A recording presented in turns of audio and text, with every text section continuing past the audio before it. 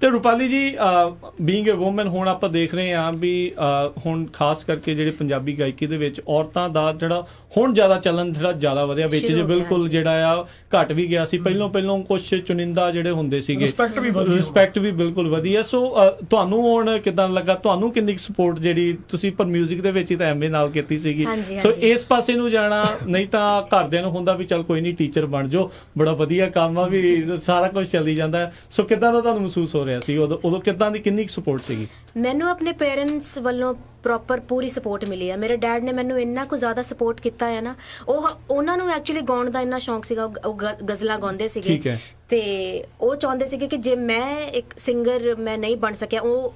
ਉਹਨਾਂ ਦੀ ਕੋਈ ਮਜਬੂਰੀ ਰਹੀ ਹੋਣੀ ਆ ਕਿ ਫੈਮਿਲੀ ਦੀ ਜਿਹੜੀ ਕੰਡੀਸ਼ਨ ਸੀਗੀ ਉਹਨਾਂ ਨੂੰ ਜੌਬ ਕਰਨੀ ਪਈ ਹੈ ਨਾ ਉਹ ਸਿੰਗਿੰਗ ਲਾਈਨ 'ਚ ਨਹੀਂ ਜਾ ਸਕੇ ਪਰ ਉਹ ਚਾਹੁੰਦੇ ਸੀ ਕਿ ਜਿਹੜਾ ਮੇਰਾ ਸੁਪਨਾ ਆ ਉਹ ਮੇਰੀ ਧੀ ਪੂਰਾ ਕਰੇ ਤੇ ਉਹਨਾਂ ਨੇ ਮੈਨੂੰ ਇੰਨਾ ਕੁ ਜ਼ਿਆਦਾ ਸਪੋਰਟ ਕੀਤਾ ਕਿ ਉਹਨਾਂ ਦੇ ਬਦੌਲਤ ਅੱਜ ਮੈਂ ਇੱਥੇ ਆ ਤੇ ਮੇਰੀ ਪੂਰੀ ਫੈਮਿਲੀ ਨੇ ਮੈਨੂੰ ਪੂਰਾ ਸਪੋਰਟ ਕੀਤਾ ਆ ਕਿ ਜੋ ਤੂੰ ਕਰਨਾ ਚਾਹੁੰਦੀ ਹੈ ਕੁੜੀਏ ਤੂੰ ਕਰ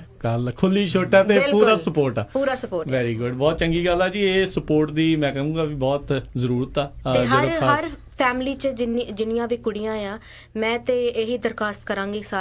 ਸਾਰੇ ਪੇਰੈਂਟਸ ਨੂੰ ਕਿ ਆਪਣੀ ਕੁੜੀਆਂ ਨੂੰ ਜੋ ਚਾਹੁੰਦੀਆਂ ਉਹਨਾਂ ਨੂੰ ਕਰਨ ਦੇਣ ਬਿਲਕੁਲ ਬਹੁਤ ਚੰਗੀ ਗੱਲ ਆ ਗਜ਼ਲਾਂ ਦੀ ਗੱਲ ਕੀਤੀ ਆ ਸੋ ਜੇ ਗਜ਼ਲਾਂ ਸੁਣਦੇ ਹੋਵੋਗੇ ਘਰੇ ਤਾਂ ਮਤਲਬ ਗਾਉਂਦੇ ਵੀ ਹੋਵੋਗੇ ਤੇ ਜੇ ਗਾਉਂਦੇ ਆ ਤਾਂ ਫਿਰ ਸਾਨੂੰ ਸੁਣਾਉਣੀ ਵੀ ਪਊਗੀ ਕੋਈ ਨਾ ਜ਼ਰੂਰ ਜੀ ਜ਼ਰੂਰ ਹਾਂ ਸਾਡਾ ਦਿਲ ਤੋੜ ਕੇ ਆ ਜਿਹੜਾ ਮੈਂ ਗਜ਼ਲ ਗਾ ਰਹੀ ਮੇਰੇ ਡੈਡ ਦੀ ਬਹੁਤ ਫੇਵਰਟ ਹੈ ਇਸ ਕਰਕੇ ਗਾ ਰਹੀ ਹਾਂ ਜੀ ਜ਼ਰੂਰ ਹਾਂ ਸਾਡਾ ਦਿਲ ਤੋੜ ਕੇ ਤੂੰ ਵੀ ਪਛਤਾਵੇਂਗਾ ਹੋ ਸਾਡਾ ਦਿਲ ਤੋੜ ਕੇ